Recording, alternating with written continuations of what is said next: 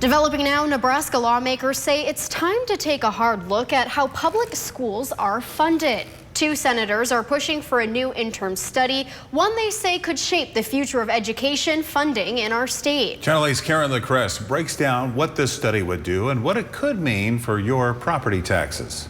There's been a shift in balance of funding sources in Nebraska school districts. For many school leaders, Nebraska's funding formula has been a constant struggle. And now a new proposal from Senators Myron Dorn and Jana Hughes could finally open the door to change. It calls for a study, a full deep dive into whether Nebraska's current formula is fair, efficient, and stable for all students. Jason Buckingham, superintendent of Ralston Public Schools, says a review like this is long overdue.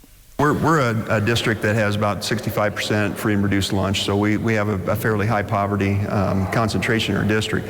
We really strive to make sure that we take those funds that we receive, whether it's from local sources or state sources, and distribute those out as equitably as possible amongst our students. The study will look at three big areas: fairness in funding, efficient use of tax dollars, and whether schools can count on stable revenue, especially when the economy shifts.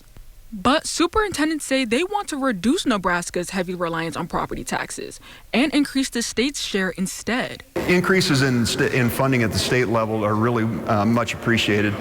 We understand that property taxes can be a burden on people, particularly in our school district. So as a result, any additional dollars that we get in that come from the state, we love to return that back to our local property taxpayers and give them a little bit of a break on the amount they're paying. And Buckingham tells me he understands the state's economic stance right now. It's tough for the state right now because they are in a bit of a budget crunch. One of the components of the state formula, which is really pretty complicated, is an allowance for poverty students. Lawmakers say it's just a first step, but superintendents are calling it one of the most important conversations they've had in years. In Lincoln, Karen LaCresse, Channel 8 News.